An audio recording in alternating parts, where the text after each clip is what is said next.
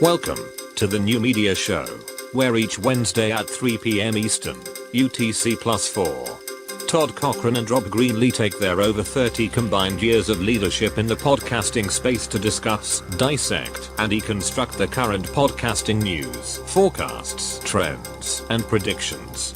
Now here are your hosts, Academy of Podcasting Hall of Famers, Todd Cochran and Rob Greenlee. Hey everybody, welcome to the New Media Show. Rob, how you doing? Welcome. I'm doing terrific, Todd. It's great to be back doing the show again. We had a guest planned, but our guest, bailed on us or what?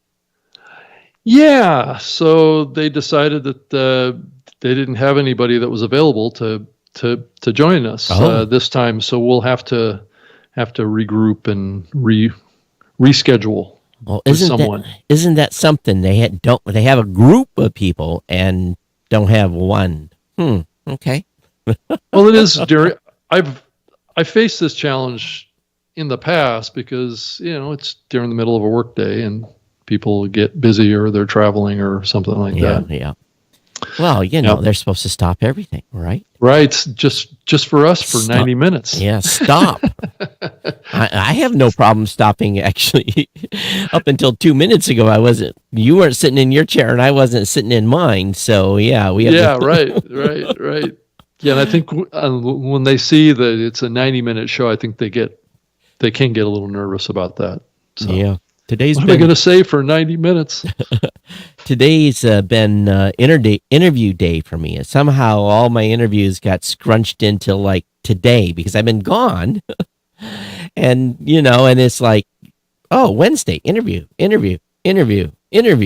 And 'tis the season to be interviewed. So I guess so. And I've got one following this, so I think I'm going to be talked out by the time this talking day is over. Yeah. So is my audio coming in good? Yeah. Can you hear me okay? All yeah. Right. Just curious. I'm always curious. Did we have a complaint? Well, no, I kind of got the impression that I was a little bit hot last episode, so I turned my Rodecaster down.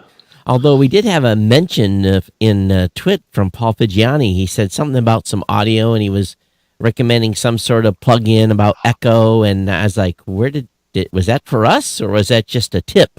So, Paul, Yeah, I think we had mentioned in a prior episode that we had a hard time finding software that could remove an echo from a podcast. Right. So I think he recommended a tool, and as it turns out, we have a little bit of an echo issue in our episode from Podfest. So, so maybe I might try that software and see if it works with our episode from Podfest. Well, it was one of a classic example of making sure the right input was mapped to the right device, right? Or the right. Well, I think it had a lot more to do with the wire that was used from the mixer. We tried to use an adapter. And I'm not sure that the adapter connected to anything.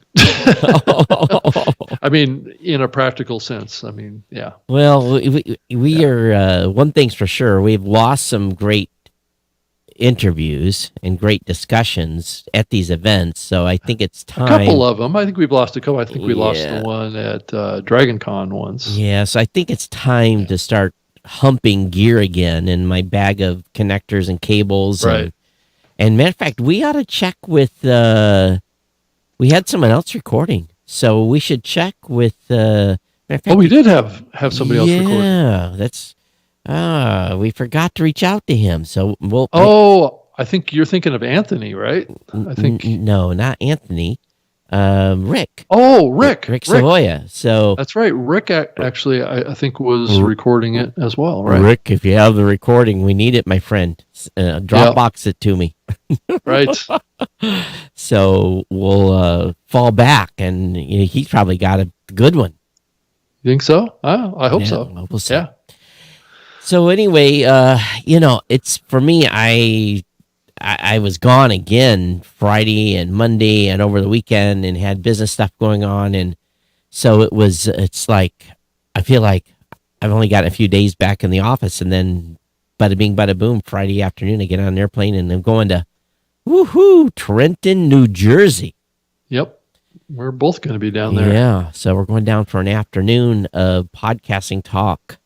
So I saw your video and you saw mine, and they had asked us to record some stuff, and I'm sure they're promoting on social. But if you are in the Philly, New Jersey, or New York area, and you have like an afternoon on your hands, or know a podcaster that might need some motivation or education, right? We got an event for them in Trenton, and it's probably a short drive away.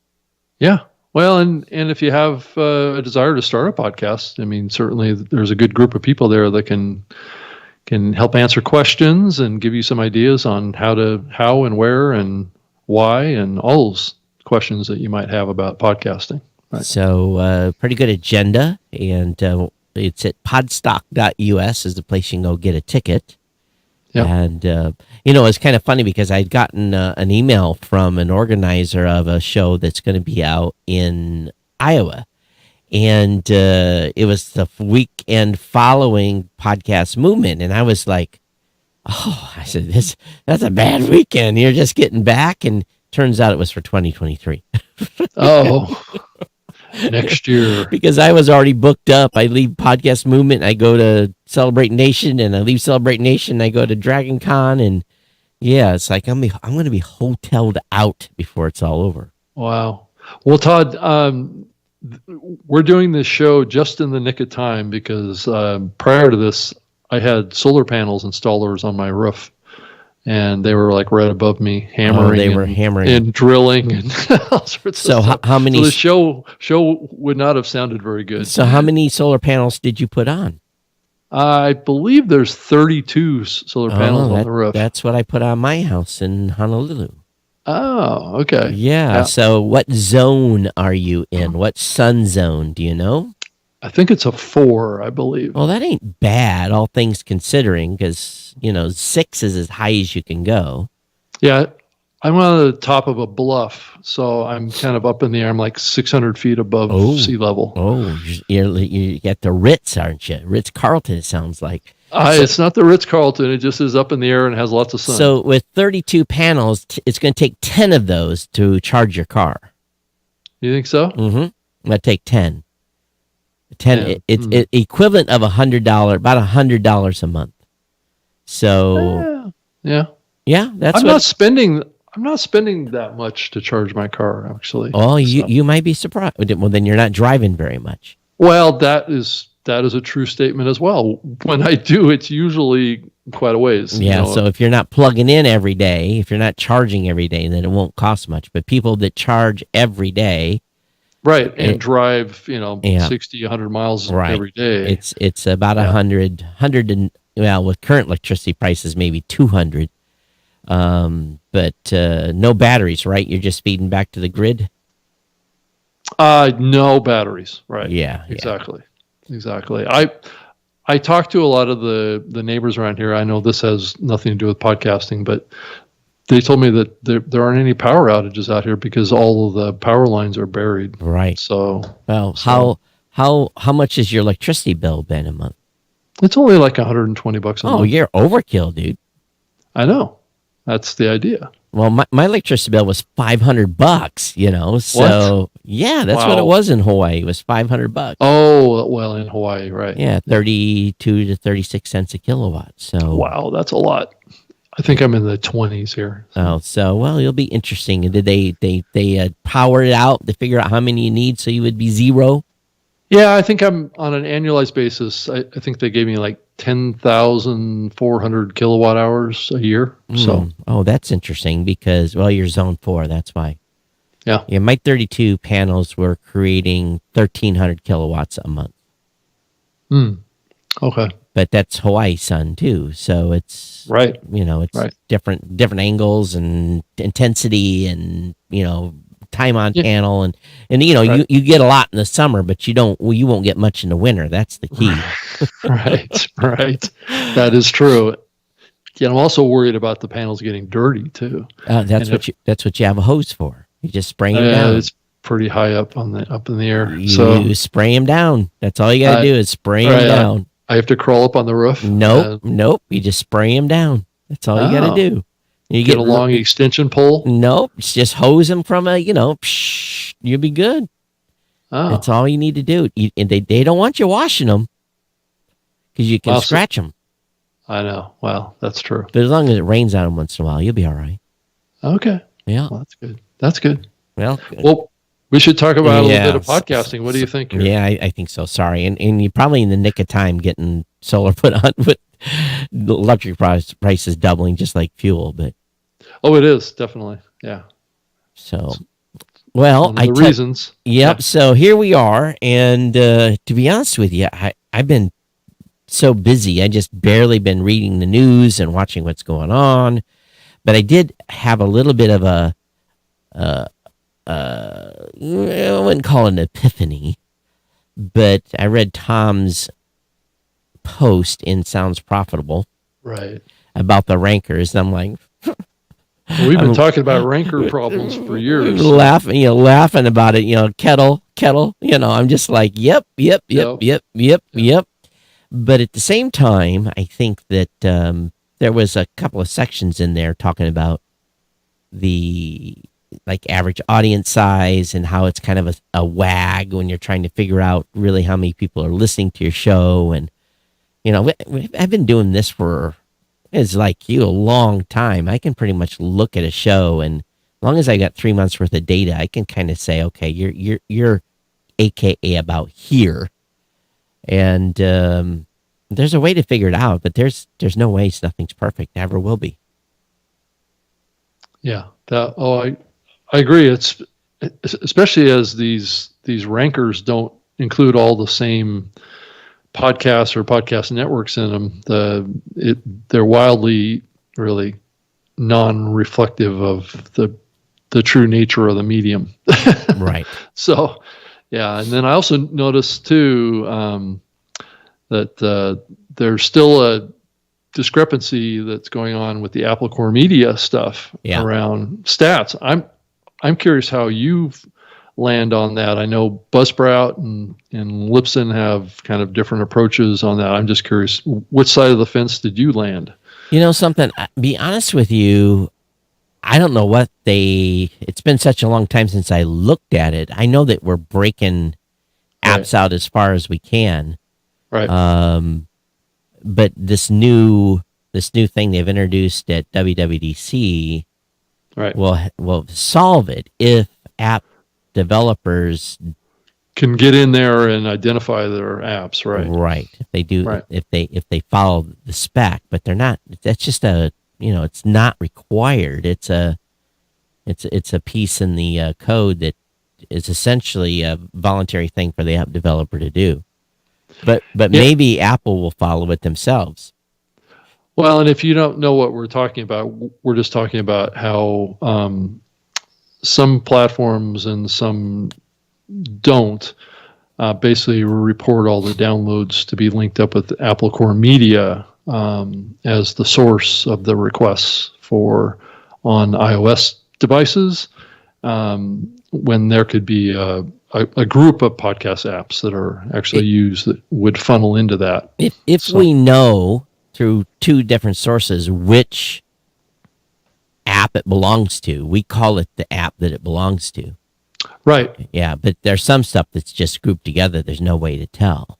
Yeah, because they have gook as far as their it's code that they have. It just shows Apple Core Media. That's all it shows. Right. Yeah. Right. And it's so, it can cause the word I say is that I don't say Apple Podcast. I say Apple has this much share. And I include all the apps that are using Apple. I'll say, here is the Apple share of podcasting. Here's the Android share of podcasting. Then when it comes to Spotify, here's Spotify's share. And again, but then you have to exclude Spotify from the Android and iOS. So you have to be careful, how you do, because then you could be including Spotify with Apple's numbers. Right, with Apple's numbers. So you have to break those out in subsets. Yeah. So And it can make Apple look a lot bigger than maybe they really are. Well, right. I think the Apple ecosystem is what I look at. Right. I don't say Apple Podcast has 52%. Mm-hmm. Right. I say Apple as a whole includes Overcast, Pocket, all those different apps. Now, there's some apps we do break out in the reporting. We break out stuff as much as we can, but there's some stuff that we can't. Right. But if people follow this in the new iOS version, then maybe it'll give even more clarity. Yeah. So that's always a good thing. Yeah. But thing is, Apple knows what their share potentially is across all the Apple ecosystem. We just don't know 100%. Yeah. Yeah. Also on another trend that kind of goes outside of the US a little bit, I guess the international publisher and event company called Haymarket, I believe they're based in the UK. I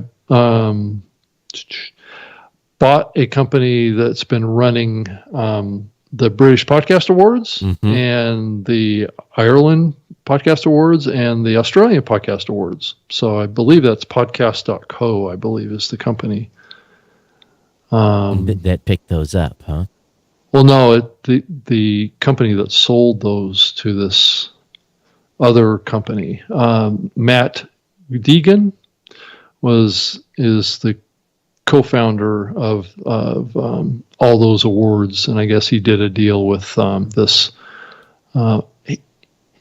Haymarket,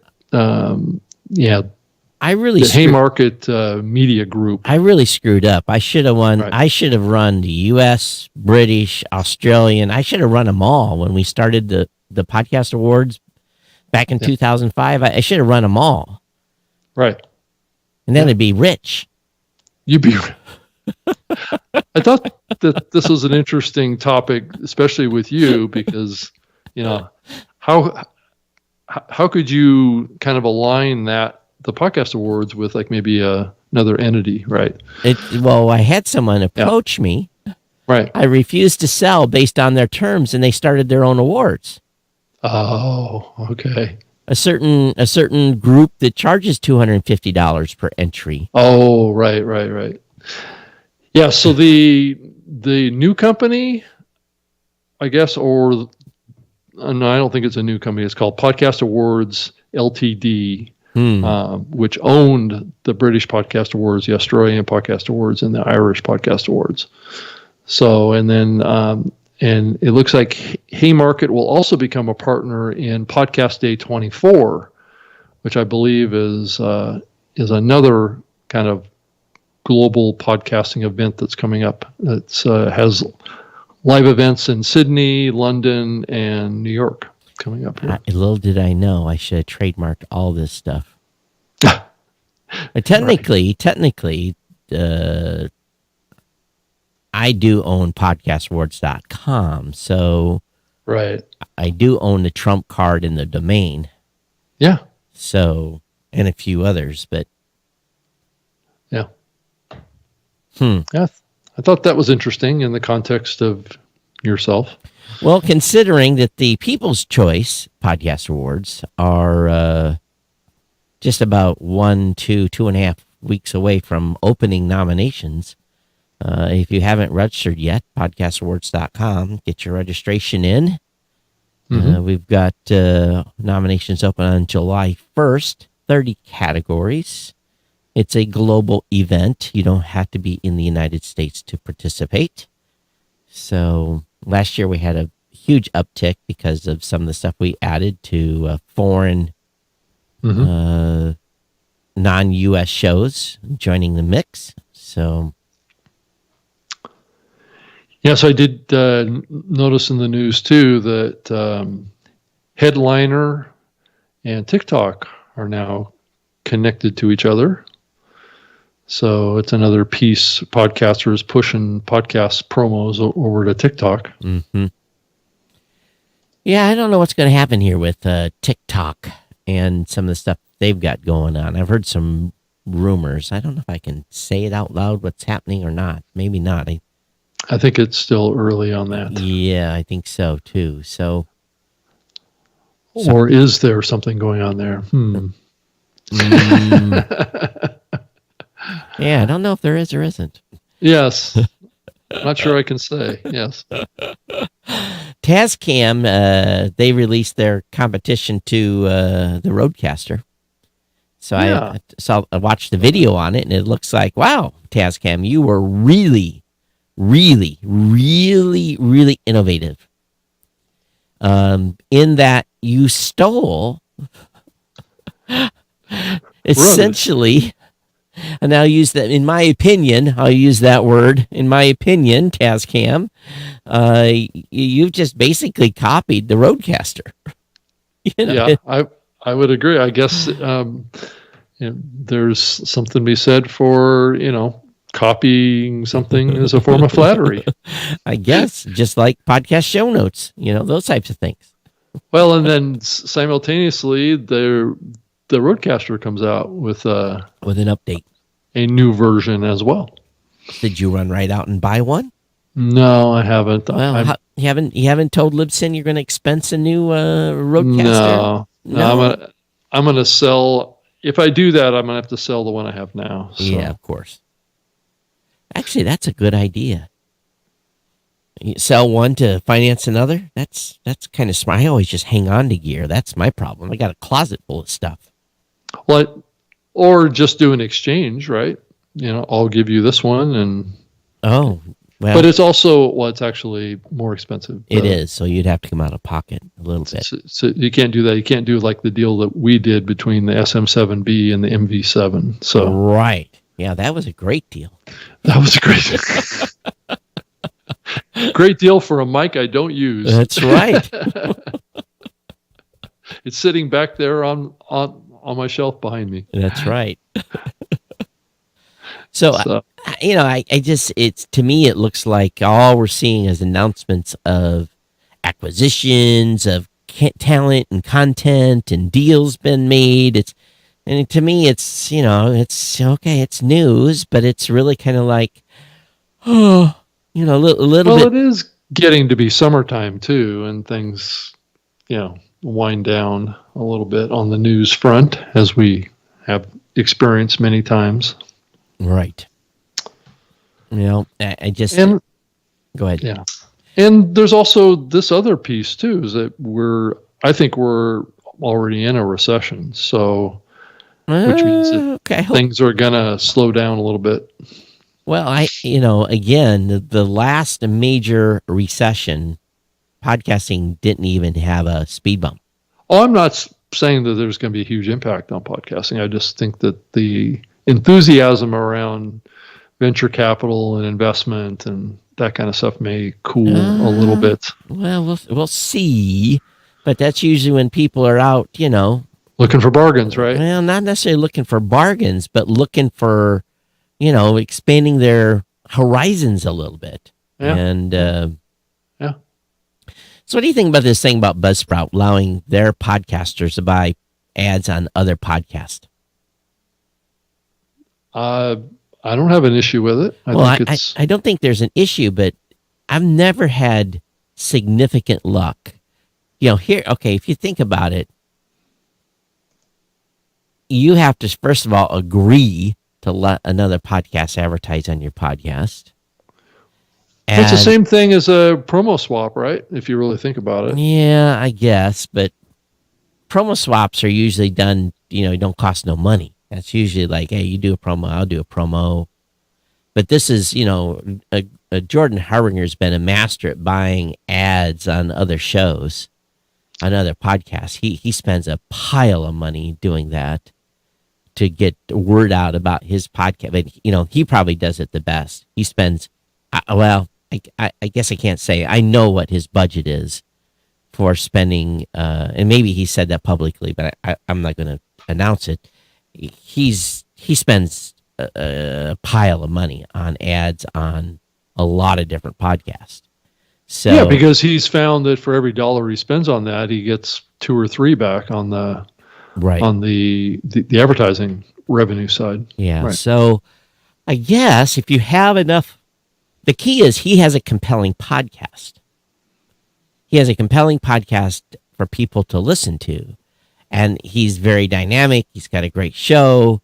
So the question is, if you are Joe Indie Podcaster, Mm-hmm.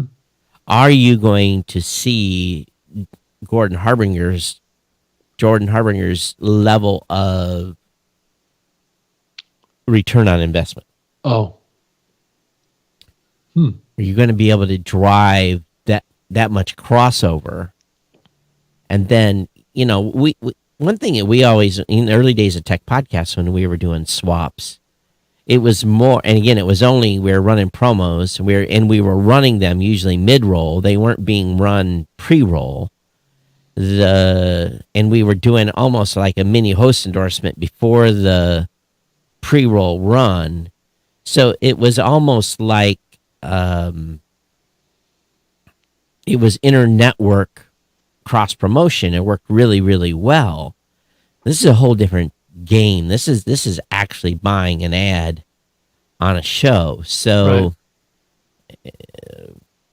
I'm sure it's a revenue piece for them, but if you buy an ad, if you're a podcaster on Buzzsprout and you buy an ad over there, now that's the next question. Can I go over there and buy an ad?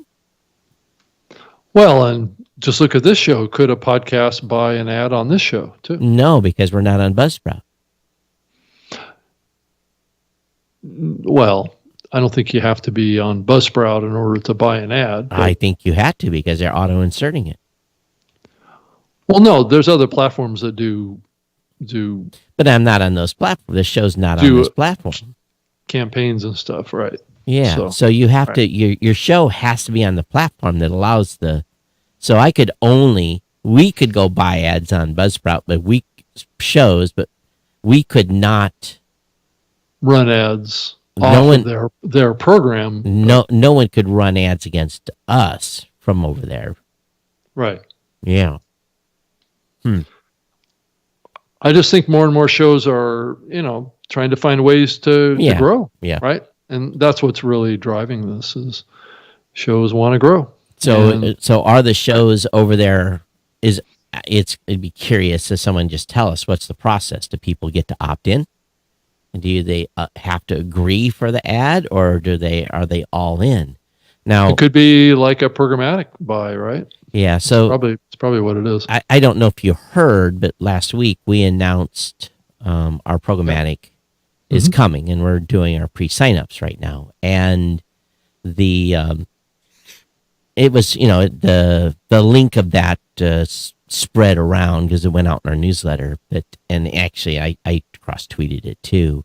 But the essence of what we're going to do is the podcasters opting in. We are choosing 5 categories not to run ads from. Religion, there's 5 of them that we've actually, I think it's a total of 8, but there's 3 in one specific category with the cannabis and other stuff. And they don't get a choice then of opting out, at least in this version of the rollout, of any other categories. They can't go in and cherry pick 10 more categories to exclude. And we're just doing pre-roll only, one pre-roll. And we've seen the CPMs over about 90 days of testing, anywhere from 5 to 15, which is good. But we're going to launch with initially 250 shows turned on, and then probably a couple of weeks later, cut them all loose and let them have it. So, but we're not setting any minimums either. You can have 50 downloads a month or 50,000. We don't care. You're going to get paid differently, obviously based on show size. But so far the main worry, and this is something we had expected to hear from, was basically, am I going to get an inappropriate ad? So that's still a worry, and I guess we'll see. Hopefully we don't end up with our sourcing client is, we've had some significant discussions with them on all of that as well. So it's their job to keep the crap out. I guess that's the better word to put it. Yeah. No, I mean, I think it is going to happen more and more. I think more and more shows are going to look at advertising is a way to grow audience, especially if they have confidence in the content that they're creating. And I think that there does need to be some testing of that before you commit to spending money on running ads for your show, and some testing of the ad creative too. I think, I think you have to have the same kind of discipline that a big brand has on the creative side, as well as the is this a good time, or what's the message that needs to be delivered that will convert. I think a lot of the same challenges that a regular brand advertiser has applies to this opportunity as well. So Michael says, would you say the Rode, so they expanded the Tascam Mini Studio to make the Rodecaster? Oh, I didn't even know about that product. We'd have to go look, Michael. Maybe they did. Right. You know. Todd, I did see an article at Quartz. I don't know. It's an online publication out there. It's at qz.com. Mm-hmm. It was an article written by Kira Bindrum, and it's all about podcasting. And the headline of the article is, "What will the future of podcasts look like?" So she's projecting in this whole discussion about data around podcasts, gender, race, age, all that kind of stuff. Are we going to continue to, and where are people consuming it, getting more data about listeners, right? That's the key issue that she talks about at the beginning of the article. And to quote the article here, she writes, "See, these days there are more than 800,000 active podcasts, and making a new one is as simple as buying the right equipment and finding a quiet space to record. But that's where the simplicity ends. As podcasting becomes a big business, the industry now has decisions to make, and how much data it collects from listeners, how important hosts are to the experience, and who will have the resources to survive. In other words, to make podcasting profitable," highlight the word profitable, "we might have to kill some of what makes podcasting great." It's interesting. So what does that spark in your mind, Todd? The death of RSS. I think that I believe there was some information put out by Spotify that was encouraging that somehow our RSS is holding the medium back. They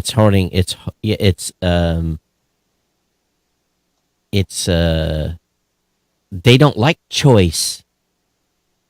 Right. Well, they're building a walled garden. Of course they don't want too much choice. And if you remember correctly, when we started podcasting in 2004, it was because we had no choice. We had no options. We only had walled gardens and firewalls and lengthy contracts and snobs that said no to content ideas. And podcasting eliminated those barriers. So how soon we forget? Because just because they want more data on listeners, this ever-ending need for people that are trying to make money, wanting to know more about our audiences, it's doesn't set well with me. Right. We've provided podcasters great tools to learn about their audiences in traditional ways, aka demographic survey. Even Tom Webster has encouraged podcasters, and he provided them a extensive 400 questionnaire document on things you can ask your audiences to learn about your audience. Right. Why and then once the podcaster has the data they're looking for, they know their audience. Isn't that enough? It's not, because the scourge that is wanting to target listeners out there at an addressable level, aka using an IP address to be able to target your house with advertising, which they can do, by the way, You all realize an IP address. People say, "Oh, it's not personally identifiable." Well, it is household identifiable. Right. You can drill it down into a particular location. That's right, and you can probably pretty much tell by who's going where, whether it's a him or a her, or a kid and or teenager. You're probably going to be able to figure that out very quickly by the sites they're going to. So, I don't know what is that article conjure up in your mind, Rob? Well, I think it's a desire for deeper understanding of the listener, and I believe that is definitely what the ad buyers want. That's what the commercialism in the medium has been constantly looking for: is better and more granular information about listeners for a commercial benefit, right? So that's kind of been at the core of a lot of other digital media as well. Podcasting is no exception to people's desire to try and make podcasting into that, because they feel like that there's more economic opportunity when you have all that stuff. And I think that there is a little bit of a culture pushback around the open nature of the medium. And I think both of us, Todd, I think we've always felt that there was going to be increasing pressure on the open nature of this medium to become not as open. Mm-hmm. That's been the history of film, TV, music, any other types of content that you can envision has had commercial pressure and limits to the availability of that as a methodology to commercialism. And I think that is the direction that the podcast medium is clearly on. And I think we're kind of pushing back on it to some degree, because I don't think that the values of the podcasting medium are entirely that. And I think that the people that are talking about this are thinking about that this medium should be all about commercialism. And I don't know that it needs to be. It doesn't. And, and it's like, okay, so let's just use this as an example. Everyone is still pretty enamored with Spotify. Right. Happy to have their shows over there. And ads are being run against shows over there. Mm-hmm. I don't know to what extent the show may have ads run against it. I haven't heard positively if that has happened or not, so I'm speculating. Right. But when it does happen, then I don't get compensated. Nothing. Spotify does. Right. And they have a right to do that because it's their platform, and they can target because they know who is behind a login.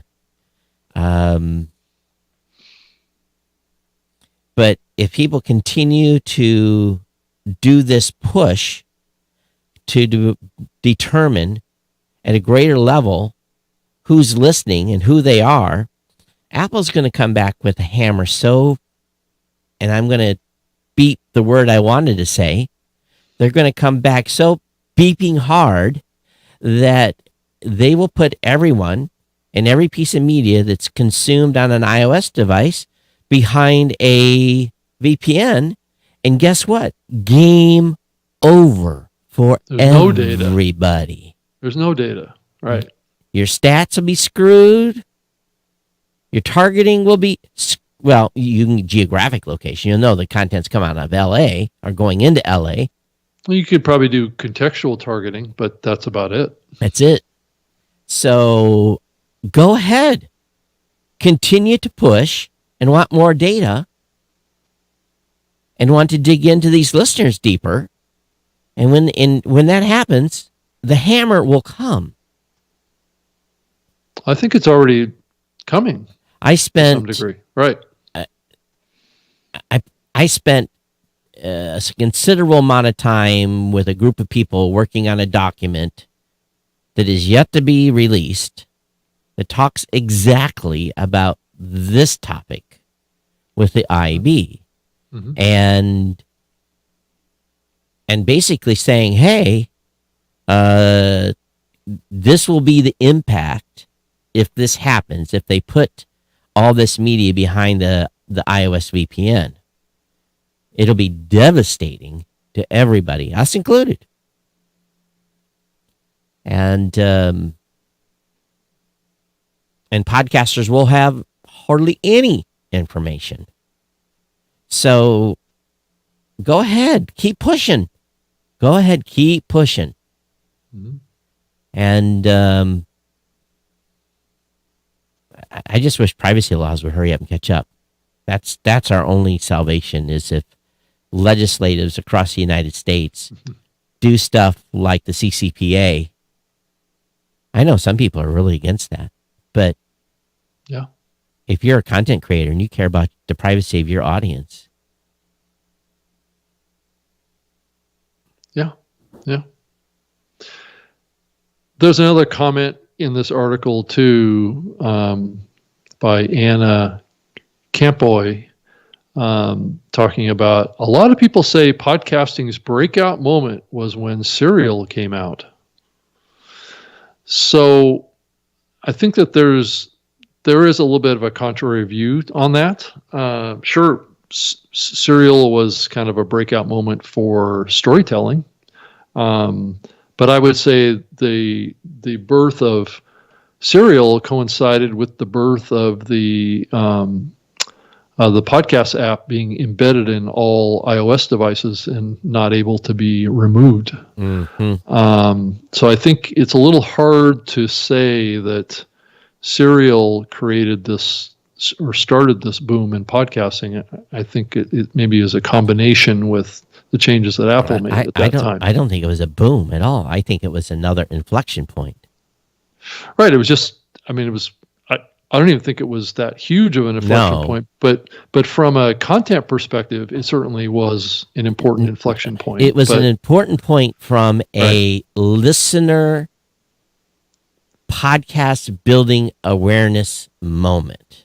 Right. It birthed the kind of storytelling kind of explosion that we've seen happen in the medium but to be fair, podcasting has always been about storytelling. So I guess, it's still even a rough portrayal of Serial to say that they were the defining moment of the birth of podcasting. Right. I think it's a stretch.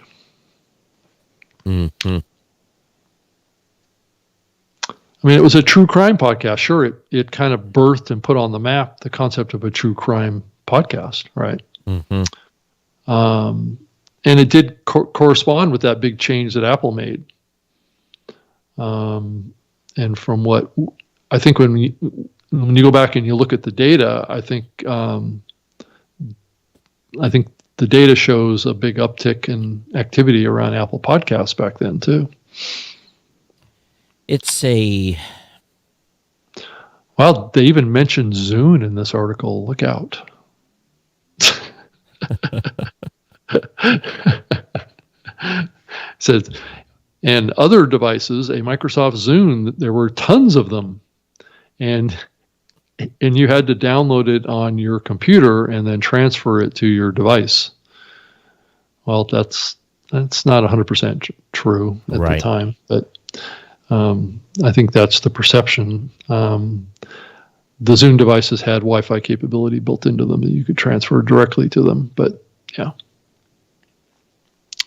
But anyway, yeah, it's interesting how people have a different view of the history of the medium and project that into the present of the medium and make judgments on where we've been and where the medium is going based on somewhat of a misunderstanding of the history. Right. Well, I know you're going to talk about some of that on Saturday. Yeah, it's more about trust and how this is what I'm going to talk about to some degree, but a little bit of the history of the medium, my involvement in the medium, and then also kind kind of the core principles of a host and a show, building trust with their audience as a key to building loyalty and building consistency and all those kind of things, just like you've done for many years, Todd, with your show. You've talked about personal things. You've talked about all those things that you're told not to do. Mm-hmm. You've been consistent twice a week with your show for over close to 2 decades now. Those are all things about building trust, and your audience is passionate about your show because they know you and they trust you. Right? So, yeah. I'm wondering, are we going to fall on our swords here, Rob, by being the last defenders of probably listener privacy? Well, I don't know that we're going to be the last ones because the law is following us. They're definitely behind what's been going on. In the EU and in California and what Apple's doing. So it isn't like what we're talking about here. It doesn't have support. It's just a lot of people don't want to accept the fact that those things are happening. Yeah. Right. And it's just this attitude of, more than 50% of shows could care less about monetization. They have other goals. That's the other piece that many people forget is they're talking about a subset of the podcast medium wanting commercialization. That's not to say it's not important, believe me. I mean, both of us are working on advertising services. I'm working on the AdvertiseCast platform and Libsyn, and you're working on programmatic advertising. So it isn't like we're against it. No, but it's not for everybody. Yeah, I mean, it's not for everyone, and it's also, both of us are talking to podcasters, and our teams are talking to podcasters every day about this stuff. So we're in the middle of it, right? At a level that a lot of people aren't. So you kind of have those viewpoints and where we come from in the past too. I mean, you've had the same advertiser in your show for 17 years? June of 2005. Right. So it's not that we're against it. It's just that we're against doing the wrong thing when it comes to listeners. Really, at the end of the day, we care about listeners, but at the end of the day, we care actually even more about the podcaster and what's good for them too. And we've said it 100 times on the show. If the podcast listener had a way to opt in to say, yes, go ahead and track and retarget me. Right. Good to go. Right. But they don't have that option because guess what? There's way too many inflection points. This is an open. There's a lot of ways to get the content, and not all of them have pathways that involve opt-in. So that's right. You can't, and that's one of the reasons why they want to get rid of open distribution, is so that doesn't happen. Right. So they want centralized control. Yeah. And there is economic benefit from that. As being shown against Anchor listeners. Right. There's economic benefit for someone. As Chartable, as Chartables, anyone that's using Chartable, your audiences are being potentially, in my opinion, analyzed. Well, who owns that data now? Spotify does. Podsites, you use Podsites. That data now belongs to Spotify. It's truly remarkable that podcast. It just tells me, with the increase of people using those two services, as recently been talked about, podcasters just probably don't care that their listener data is being sold.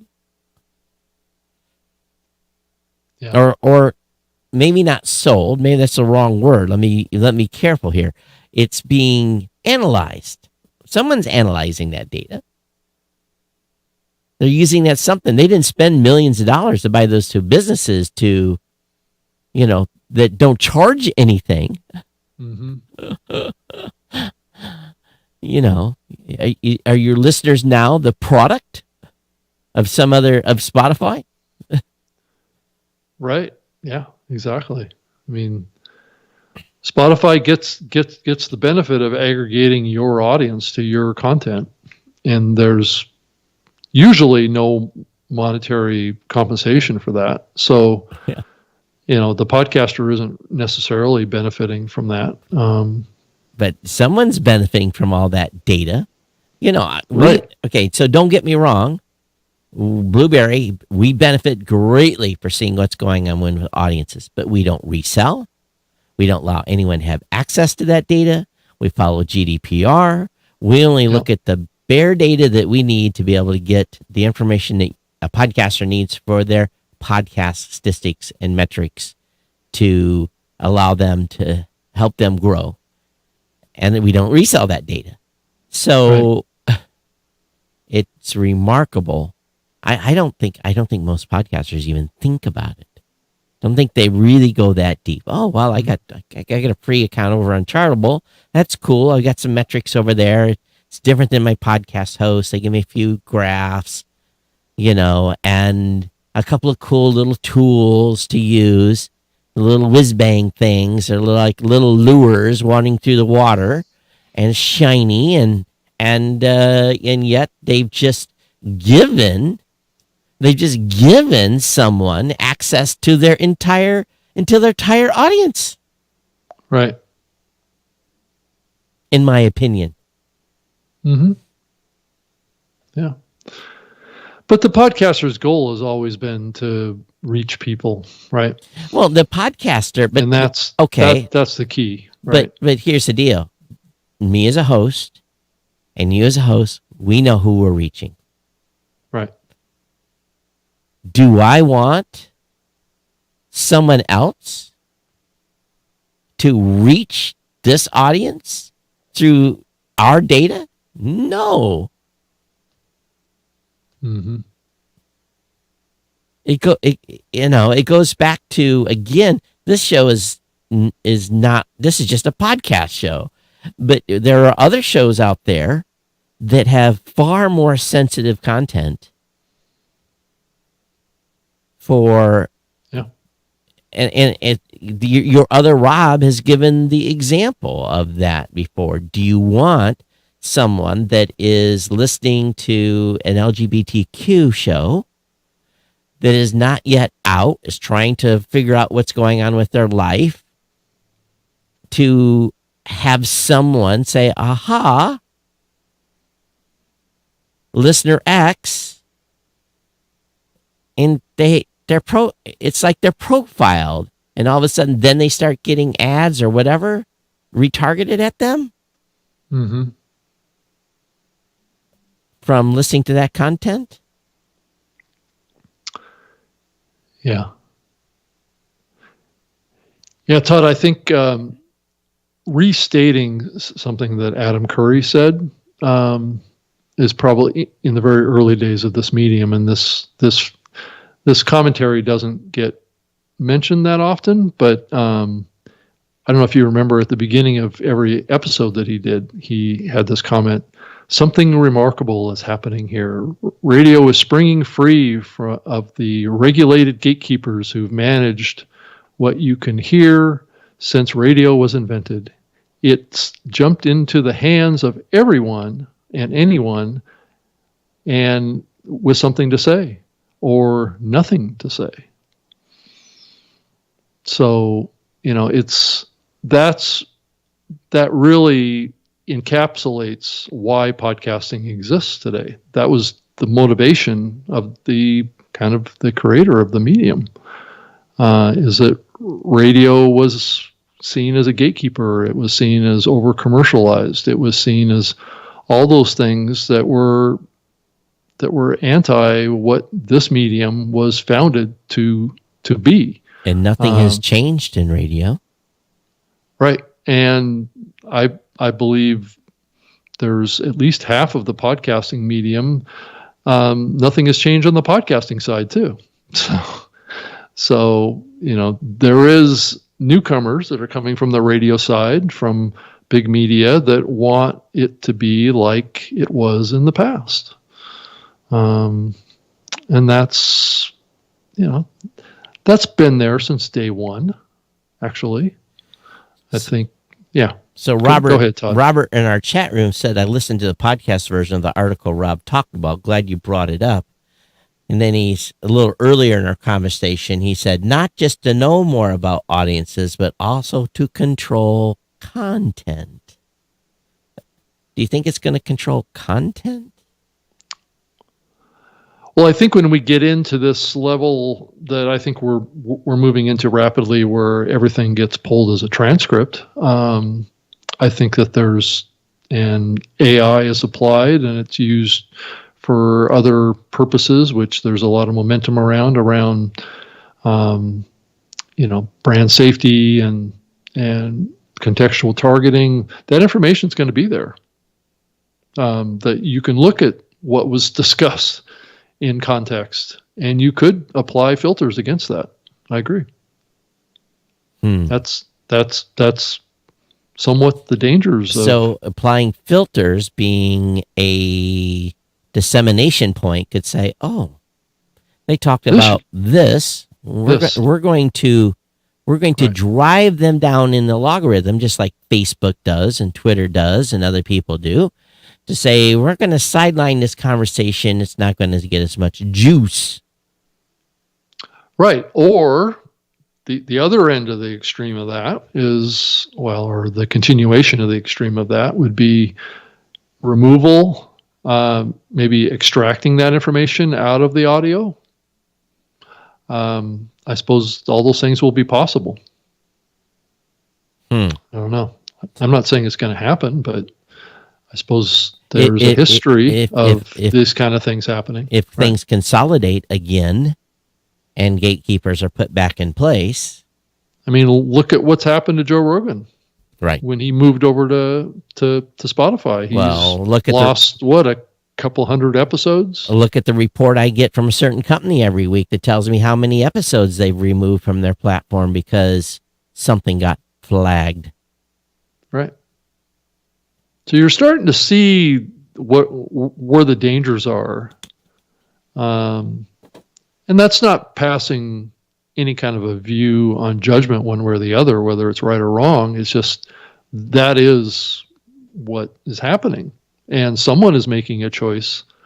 And maybe it's a justified choice. I think it depends on what your terms of service are. I know both of us have terms of service, and some things go over the line. This gets back to the whole, to some degree, free speech, but in a lot of ways, it's not really about free speech. It's about accountability. So to violations of the law, violations of people's, look what we just went through with Johnny Depp and Amber Heard. That's another issue that, there can be defamation, and that's a legal issue. We may have to steal another term from the early days of podcasting, or actually from another show. Crackpot and buzzkill. Oh yeah. Right. Right. Yeah. Right. Yeah. Speaking of another Adam Curry program. Right. Yeah. So who's going to be the crackpot and who's going to be buzzkill here? That's. Yeah. The question is, do all of you think we're crazy? Do you think Rob and I are nuts about talking about this so much? Do you roll your eyeballs? Yeah. That's the question. Tell us. We want to hear. You tell us, are we wrong? Or are we being overprotective? Or should we not react to these type of articles so much? My dander doesn't get up as much as it used to. Right. Yeah. This would have been an hour tirade before with me, but I guess maybe I have become a little more reserved, and it's just like, here we go again. Yeah. Well, I mean, I think you could make the case, Todd, if we're talking about user data, right? Google and Facebook have kind of plowed the ground, right, on this point and taken it to an extreme, right? That may be enviable to a few, right? Facebook, Google knows you better than your. For those of you out there that have a partner, Right. and just shake your head yes or no. Does Google know more about you than your significant other does? Probably. Yeah. And Facebook too. Yeah, I would profess. Facebook though knows preferences. Facebook knows what you say in Messenger. True. Oh, that's true. Right. That's true. And Google reads Gmail, right? And it knows what groups you hang out in. Right. So. Right. Robert says, you're not wrong. So, the problem is, though, we have to get the rest of the podcast communities to listen to this show to hear these two old curmudgeons talk about this stuff. Well, I'm not old, Todd. Oh, sorry. Contrary to popular belief, Rob, we're both old. I know. I'm in my prime. Yes. The gray, yes, and lack of dark whiskers is evident of yes. No, it's a growing movement towards having blonde hair, is what it is. Oh, right? Yeah. So that's a long way to get there. Yeah. So that's an interesting. So is there any comments on that article? Does anyone say you're being insane? Why would you want to lock the space up? Or do people just, oh? Well, Todd, I mean, people turn off comments these days, right? Oh, well, that's probably true. Right. They don't really want to hear what someone else thinks, right? Because it might be against them. Yes. Can't have that. Or somebody like me comes over and writes a book on their comment line. The last section of the article talks about, it says, the future of the podcast industry. It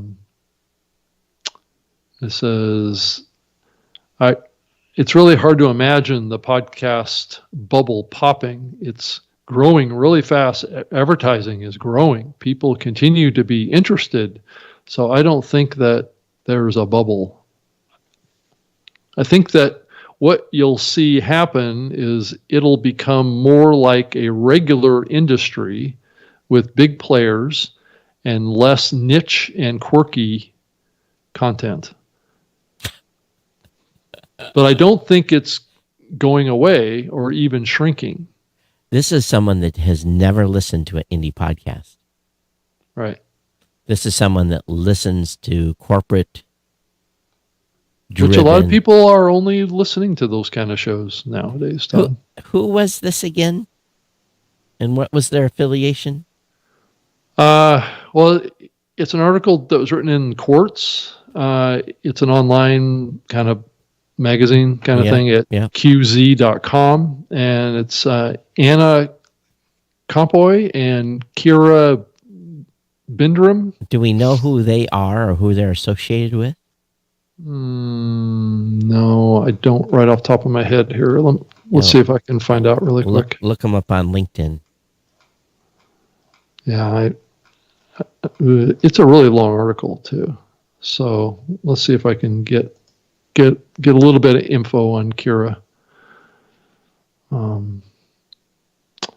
Kira is an executive editor and works on global newsroom coverage and email products. She is also host of the Quartz Obsession podcast, and she was previously the managing editor as well as founding editor of Quartz Talent Lab. We ought to get one of them on this show. Yeah. I'm open to that. Yeah, it would be a good conversation because... Yeah. Well, I think that, she is and Anna are reflecting I think a commonly held belief out there amongst a growing number of people in the medium. So I don't think that she's entirely wrong in how she's looking at things. I just think that maybe they're missing a little bit of context. Well, and again, there's only so much you don't know if they're big open fans or not. You just don't know. It's like if they're writing blog posts of this caliber about the space, then they're definitely pro podcasting. Right. Love the medium. They're talking about it's an evolving, robust, space. But they also have the perspective that it's maturing, right? Which I tend to agree. We've been in this medium long enough to really start to question just the name of the show, new media. Is a 20-year-old medium considered new? Well, it's the newest one still out there. Well, I guess TikTok might be newer. Yeah. If you consider that to be a new medium, which I guess probably. Maybe it is. Yeah, it is. Yeah. So, yeah, and it's not that we're kind of bashing them because we think that they're entirely wrong. I just think that there's some context that's missing around the values of the culture of the medium, and Rob, whether or not we want to keep those values, right? Because I think it's going to be really tempting, and I believe this is just rapidly running right now, is the desire that people want to work professionally in this medium.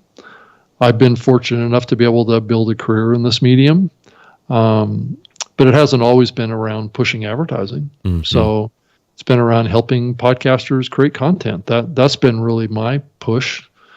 The same with you, I think. So, but anyway, but now we're moving into, I guess, a new phase. But the difference is you and I are not in the content creation game. Right. We're not in the, working for a studio or something. No, we're not into building shows, big commercial shows. That's not our shtick. Our shtick is helping podcasters, largely commercial and independent content. Right. Creators. Really the whole spectrum. I talk to the radio people. I talk to the big media companies, all that stuff, and talk to an individual podcaster. So it goes the whole spectrum. So when I look at this medium, I'm not looking at it through big corporate kind of shaded glasses. I'm looking at it from a much broader perspective, because that's where I came to. That's where we both came out of. And so we both have those values that persist, while at the same time we're pushing forward with trying to think of this medium as a medium that can maybe drive some economic benefit to creators for all their effort. So that's kind of how we look at it. It's just like the programmatic too. The programmatic is almost 90% contextual. It's about the content, the type of content, right, being advertised against. It's about the category the show is in. It's not about what's in the content right now. Yeah. Right. So anyway, if you want to go read the article was published in, let's see here, what's the date? The date of it is June 7th. That was yesterday. So Kira's the host of Quartz Obsession podcast. So if you're curious about it looks like she did a 30-minute episode on this article. Yeah, that's what Randall said. Right. So Randall, if you're still listening, are we on track with her assessment here? Well, it's a really long article, so I wasn't able to really analyze every part of it. I just kind of cherry picked some comments that kind of jumped out at me, and I think that they're good. I I don't often see quotes from Adam Curry in articles like this. So I think. Oh, she put a quote from Adam in there. Well, that was that comment that Adam made in his podcast back when he was doing his. So what was her? His source code show. What was her dialogue around that comment, though? What was she quoted that for a reason? What was her rebuttal or? Yeah. So the context of it here is when you think of established media that's never been the purpose, like a pure form of expression. So I think what she's saying is that podcasting has been seen as something that's been more of a pure form of expression, right? Yeah, absolutely. Not a established media product, right? Rob, have you watched mainstream media lately? No, I haven't actually. So I think you some mainstream media stuff could qualify as conspiracy podcast. Right. So we're going to have to start censoring the mainstream media. Is that what you're saying? Because they're talking about conspiracy theories now? Well, no, I'm just saying is they probably if some content coming out of mainstream media was put up against a censor, they would flag it for being a conspiracy theory. Right. False information. It's not a produced. It's a whole bunch of opinions. That's true. That's true. A lot of that's what we've turned into. Right. It's just entertainment. Well, yeah, I think that's the bigger trend line that caused all this was the fact that those are profit centers now at those companies. Where, if you think of the past, those journalistic news agencies, public CBS, service, were public service. They were not seen as part of a commercial interest. Right. And I think that's actually a really good example. I think to contrast with what we're talking about here is that once you start applying a commercial interest to the content, it starts to influence that content. Well, it could if it one could. way or another. I'm not taking a position on that. I'm just saying that commercial interests do drive. And I think we've talked about on the show too, in the early days of this medium, there were shows that took advertising and they'd actually trash the advertiser on the podcast. Right. And that was considered to be okay. Right. It was like, matter of fact, it made headlines. Right. And then companies were happy about it. Right. He's being authentic. Wow, what a breath of fresh air. He taught how much this product sucked. Right. And they could take that feedback back and make it better. What an idea. Wow. Robert says, yeah, I think you're on track and bring up some things they overlooked. So. Yeah. Yeah, you trash an advertiser today. Good luck with that. Yeah. Right. Well, it's like GoDaddy. Before GoDaddy became a sponsor, I said, you need to go back and read a couple of blog posts where I just thrashed you. Right. Thrashed them. I mean, there was nothing nice said in the articles. Oh, that was a common thing in podcasts back in those days. Yeah. Companies were trashed left and right because the culture of the medium was anti-commercial, right? So they felt free. Could you imagine a Casper mattress being advertised on a podcast in 2005? My back hurts after spending a couple nights on that bed. That mattress sucked. Don't let them fool you. That exploding mattress doesn't provide any support. I wouldn't put my guest on it. Right. Yeah. Wow. I got a Casper mattress. It was so bad. I refused to run the ad. Yeah. They said, keep the mattress. I gave it to somebody. Right. Yeah. I'm going to give that sucker away. And yet podcasters, this is a great mattress. This thing sucks. Yeah. So I think if you look at that, like my topic that I'm going to talk about at Podstock, it's about trust, right? Yeah. I mean, Is an audience going to trust a podcaster that tells the honest truth when it's against their commercial interest to do so? Right. I've gotten stuff, Rob, where it's just kind of like you get that. What's the best word to describe it? It's like, well, back in the early days, Todd, you would just get stuff shipped to you. Right. I still right? do. I used to give it away at Christmas time. I used to tell my audience, all right, here's 50 things we've got. Who wants this? Right. I tried it and it just doesn't work very well. You're welcome to have it. I donated so much time. I donated boxes full of stuff that was just, and the slang I used at that time was people were selling their souls for a coffee cup. Right. It was like, oh, this is the best coffee cup ever. It might have been $39.95, but this is, and it was some Chinese knockoff thing that was. Yeah. I mean, I'm not deaf to the concept that what we're talking about here isn't really a positive spin on advertising and podcasting, but I think there is something to say about the trust and the authenticity of a host read ad, right? That uses testimonial examples and really, and it's tough, right? I mean, if you want to make money in this medium, you have to talk good about your sponsors. So, that's just the way it is now. So here's what I project's going to happen. I shouldn't say this. Here's what I project's going to happen in programmatic.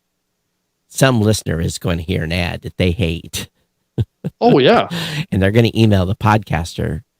Now, the podcaster is going to come back to me, say, why did you run this ad? And I'm going to say, talk bad about him in your show. It'll never show up again. Right. Well, especially once we all start pulling transcripts. Right. Yeah, go ahead, talk. Go ahead and talk smack about him. The ad's run. You didn't choose it. The computer did. So, hence have fun with it, Oh. Yeah, in some ways, Todd, we're kind of exemplifying what we're saying to some degree. Right. It's not that, it's such a slippery slope going both ways on this. Right. But, I will honestly say in the ads that I've ran in the last 3 months, I've asked all my audience, I said, if you hear an ad, and my audience is pretty brutal. If you hear an ad that is not appropriate, doesn't match the show content that you think I should know about, you better email me. And so far, it's been good.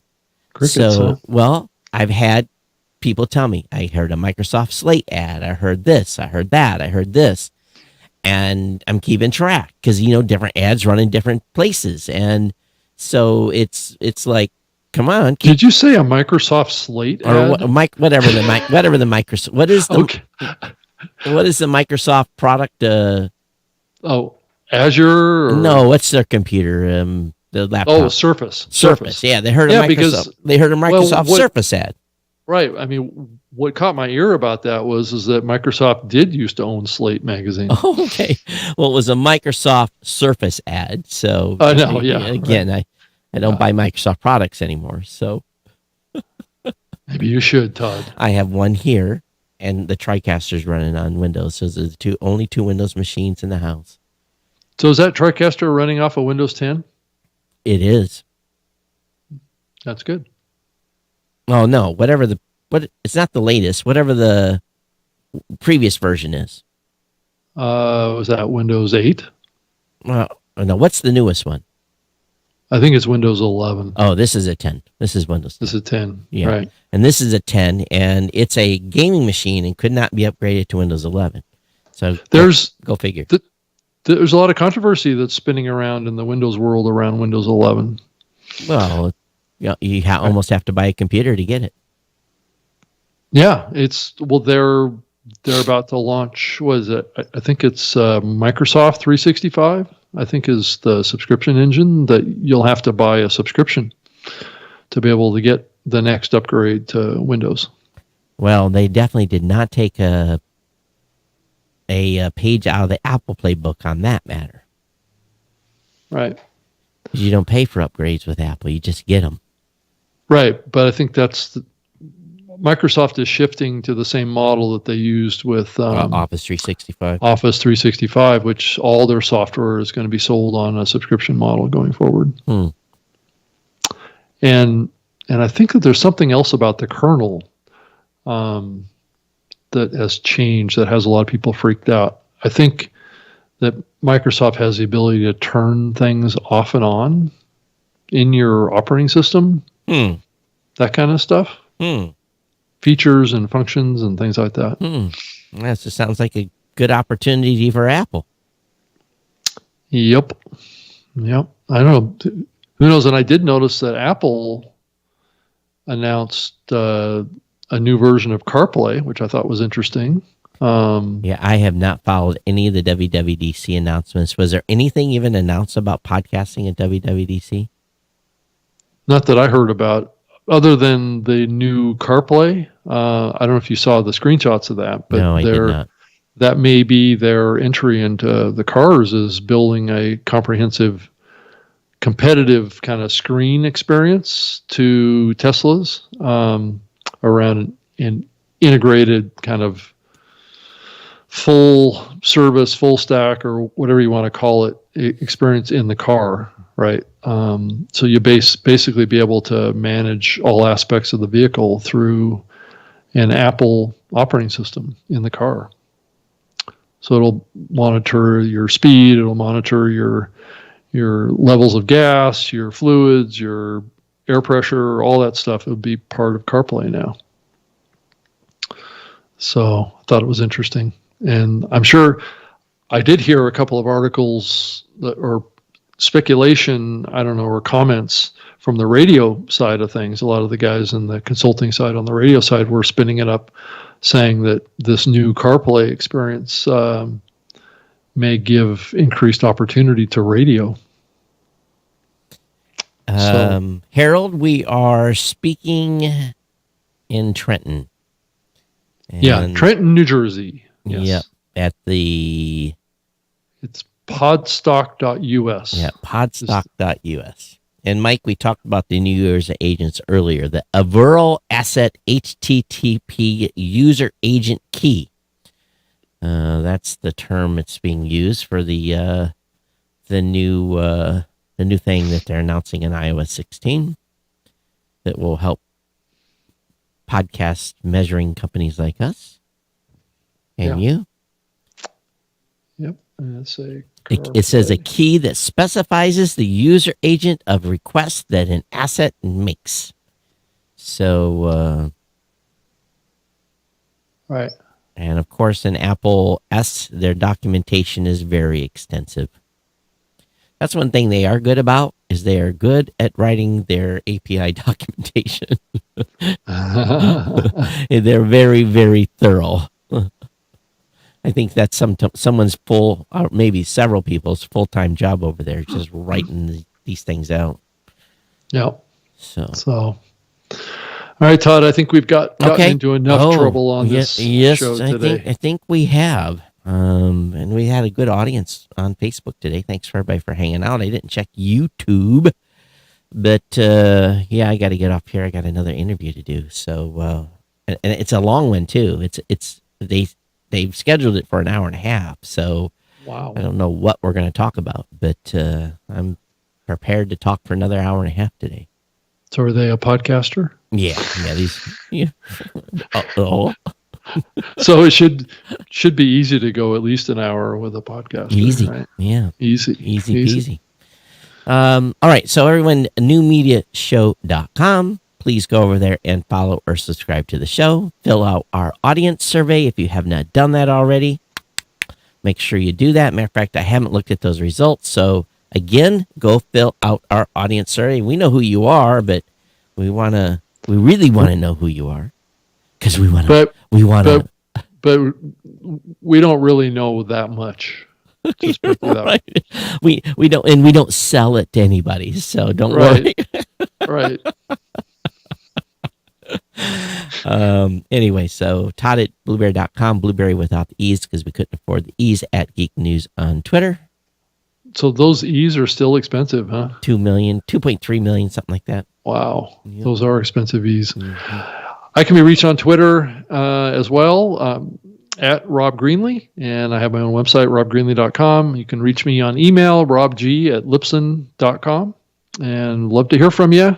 Feedback is always welcome, and always enjoy that. Right, Todd? Yep, and I'm going to probably feed the other NAB interview this week, so expect 2 shows to drop this week. Okay. And that'll be it. We're going to wrap. We're going to get out of here. Everyone be safe. Wow, we did make it. It's time. Okay. See you next week, everybody. Take care. Bye-bye. Okay, bye. Oh, what happened? Oh, wrong mouse button.